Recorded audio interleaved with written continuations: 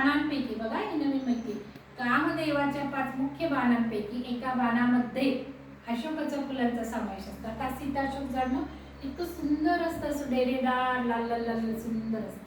आपला अशोक आपण म्हणतो तो उंच असतो, हा खूप सुंदर आहे. त्यामुळे मला हे हेमामधलाच लावायचं आहे, तर तुम्ही लक्षात ठेवा. आणि हिंदू परंपरेनुसार चैत्र महिन्यात वृक्षाची विशेष पूजा करण्याची परंपरा आहे, ज्यामुळे कुटुंबात सुख समृद्धी येते. बौद्ध धर्मात माया राणी बौद्ध धर्मातील राणी मायादेवी यांनी लुंबिनीमधील अशोक झाडाखालीच भगवान बुद्धांना जन्म दिला. आता हेच साल वृक्षाखाली पण सांगितलं जातं, पण मला आता चेक करायचं की नक्की कुठल्या झाडांखाली. रुपाली मॅडम तुम्ही जरा चेक करायचं, म्हणजे हे जे साल वृक्षाखाली झालं बुद्धाच्या याचं लुंबिनीचं, काय लुंबिनी येथील अशोक झाडाखाली भगवान बुद्धांना जन्म दिला का सीता अशोक खाली दिला, हे कन्फर्म करा.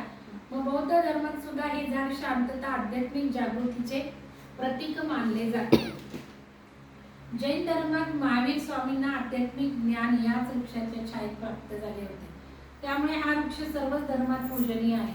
आपले जीवन केवळ निर्भयता आनंदाभोवतीच फिरावे हे दर्शनासाठी या झाडाभोवती प्रदक्षिणा केली जाते. हे झाड आजूबाजूच्या वातावरणातली नकारात्मक ऊर्जा शोषून घेते, बाधा नष्ट करते. लोक आजकाल कुंडीतही लावतात ना सीताशोक, व सकारात्मक ऊर्जेचा संचार करते. हे झाड पसरत जाते, असं अनुभव होतो. ते असं जागा खूप लागते, डेरेदार होतं. आणि नारंगी लाल रंगाची फुले मनाला खूप शांत करतात. आणि हे झाड पूर्वेला किंवा उत्तर दिशेला किंवा ईशान्येला लावावे, म्हणजे घरात सकारात्मक वातावरणाची निर्मिती होते, वास्तू दोष दूर होतात, सुख शांती आर्थिक समृद्धी लागते. अनेक मांगलिक प्रसंगी यांच्या पानाचे तोरण घराच्या मुख्याला आपण या अशोकाचे लावतो, पण यात पण ऊर्जा आहे, आपण बघितली आंब्याच्या याच्यातही बघितली. तर शरीरातील उष्णता संतुलनासाठी फुले वापरतात, त्याची साल सुद्धा. आणि या आजारांवर विविध आजारांवर रामबाण आहे.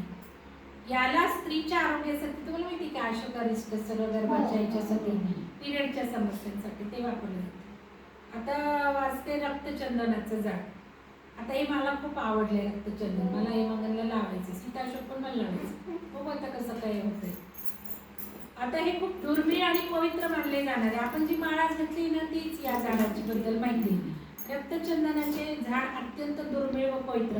तुम्ही मला सांगा एका झाडाची किंमत किती असेल रक्तचंदनाची? कल्पना करा, रक्तचंदनाच्या एका झाडाची मोठा लाखो मॅडम, लाखो मॅडम, लाखो रुपये ते. 100 शेकडो कोटी. हो, इंटरनेटवर टाका मग बघा. मला वाटतं ते छोटं आपण रोप आणले ते त्या चंदनाच्या तोडीचा ते त्याच्यावरतीच होता. तस्कर हे झाड म्हणजे चंदन नाही ऐका रक्तचंदन 34 ते 35 फूट हळूवार वाढते, याला रंगीत फुलं येतात आणि घराच्या परिसरात लावणे शुभ मानले जाते. हे घर सुख समृद्धी आर्थिक प्रगती व सकारात्मक ऊर्जा मिळते. दक्षिण पश्चिम ही दिशा उत्तम आहे, पश्चिमेला सुद्धा लावू शकता. भरपूर सूर्यप्रकाश झाडं शक्यतो घराच्या मुख्य दरवाजाच्या अगदी समोर लावू नका. वृक्ष वेद नावाचा वास्तुदोष निर्माण होतो, कारण त्याची सावली पडू नये घरावर. मोठ्या वृक्षांची शक्तिशाली आणि ऊर्जेचा स्तोत्र पवित्र ऊर्जा आहे. शरीरातील नकारात्मक शक्तींना नष्ट करून सकारात्मक ऊर्जेचा संचार करतात. मूलाधार चक्राला सक्रिय करतात. व्यक्तीची मानसिक स्थिरता, सुरक्षा भावना व पृथ्वीची ऊर्जा जमा करता येते. हे झाड लावा.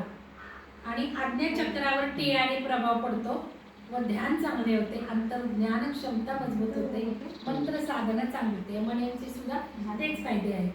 आता रक्तचंदनाला रक्तशोधक व पित्त शामक मानले आहे, ते करतं. रक्तचंदन किंवा त्याची माळ ठेवल्याने वातावरणातली नकारात्मक ऊर्जा नष्ट होते आणि सकारात्मक ऊर्जेचा प्रभाव वाढतो. ज्योतिषशास्त्रात नजर दोष किंवा वाईट शक्तीपासून रक्षण करण्यासाठी रक्तचंदनाचा वापर करतात. रुपाली मॅडम हे सगळं करणार आहे, करायचं तुम्ही कन्फर्म करा.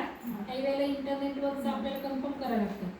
घरातली नकारात्मकता, कलह, वास्तुदोष दूर करण्यासाठी रक्तचंदनाचा चुरा सुद्धा जो घेताना तुम्ही ग्रॅम मध्ये 100-1000 रुपयाचा असतो, एवढा चुरा शुद्ध रक्तचंदनाचे.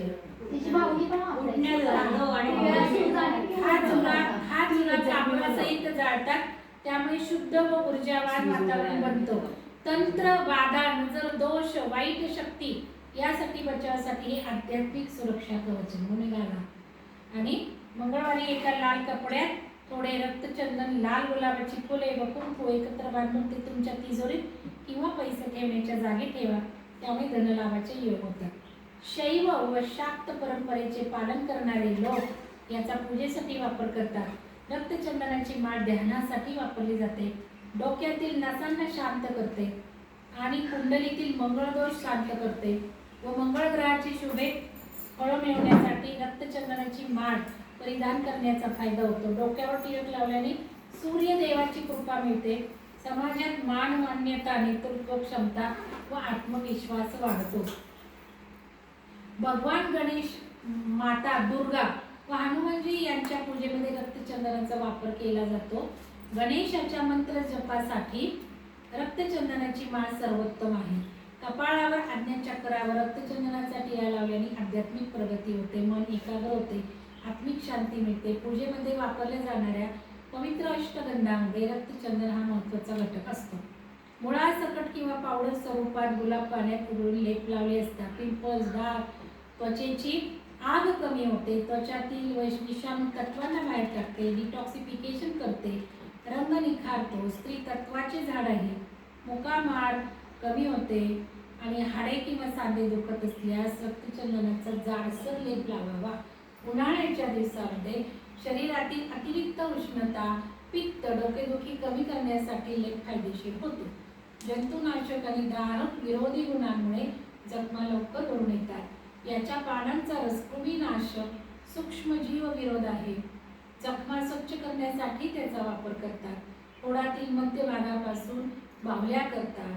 दागिन्यांच्या पेट्या, देवांच्या मूर्ती, बुद्धिबळाच्या सोंगट्या व फर्निचर अशा वस्तू करतात. लाकडाची तस्करी मोठ्या प्रमाणावर चालते. एक एक झाड खूप कोट्यांना विकली जाते. मोठी झाड 30-35 वर्षाचं झाड आहे ते.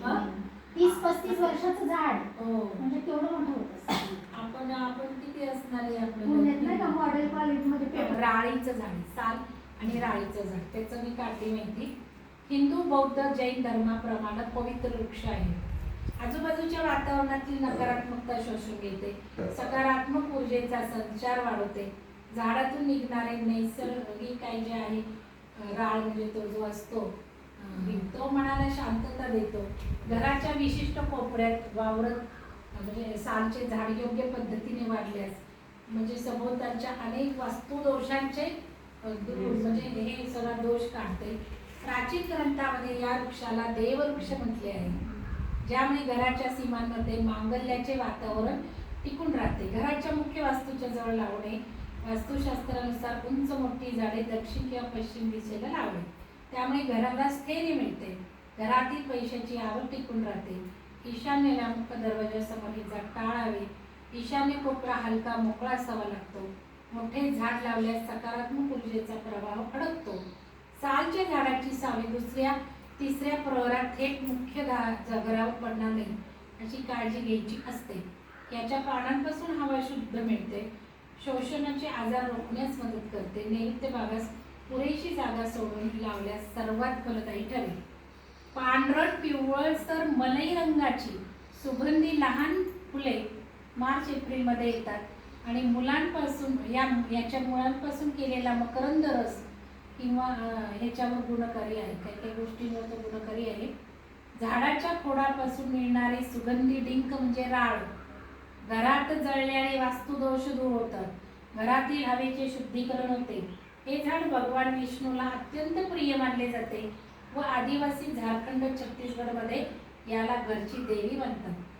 भगवान बुद्धाला ते लंबिनी इकडं पण दिले तिकडे दिले की भगवान बुद्धाला जन्म इथे झाला ते बघायला पाहिजे.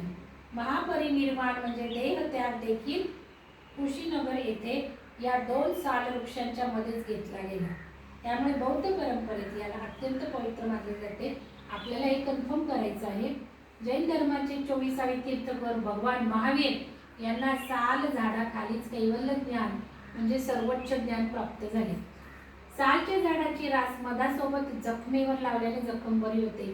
खाज सुटणे, पुरळ उठणे, अंगावर फोड येणे यासारख्या समस्यांवर याची साल व पाने गुणकारी ठरतात. सालच्या पानांचा किंवा सालीचा कडा अतिसार वर अत्यंत गुणकारी आहे. बियांपासून निघणारे तेल सांधेदुखी, सूज कमी करण्यासाठी, मालिशसाठी वापरतात. श्वेतप्रदर आणि अतिस्त्रावामध्ये याच्या सालच्या पावडरचे सेवन मधासोबत फायदेशीर मानले जाते. याच्या पानांचे पत्रावळी उधळून उत्तर पूर्व भारतात जेवायला वापरतात. लाकूड अत्यंत कठीण, वाळवी न लागणारे असते. खूप सुंदर सुंदर झाडं आपल्याला मिळालेली आहे. शिसवचं पण आहे, आता जाऊ दे. पण तुम्हाला एकंदर कळलं सगळ्यांना की झाडांची माहिती मिळवताना मी खूप कष्ट करून मिळवली आहे. झाडांचं आध्यात्मिक महत्त्व काय तर बघायचं, ऊर्जा काढायच्या ते वेगळं, वास्तुशास्त्र म्हटलं ते वेगळं येतं, मग धार्मिक महत्त्व वेगळं येतं, मग आयुर्वेदिक महत्त्व मग हे छान येतं, आणि तंत्र तोटके म्हटलं की अजून वेगळं येतं. तर या सगळ्या तुमच्या झाडांच्या नक्षत्र झाडांचं तुम्ही करून संग्रह तुमच्या रेडी ठेवा. नुसतं झाडं लावायची किंवा इथे सेवा करायची नाही, ही सगळी आपल्या नक्षत्र झाडाची माहिती घ्यायची. आणि मग काही इथेच तुम्हाला ते मिळणार आहे असं की कुठेही मिळेल ना. ऊर्जेशी कनेक्ट व्हा, फायदे माहिती असू द्या. तांत्रिक तोडगे बऱ्याच जणांचे आहेत, म्हणून त्याला नक्षत्र झाड म्हणून मान्यता मिळालेली.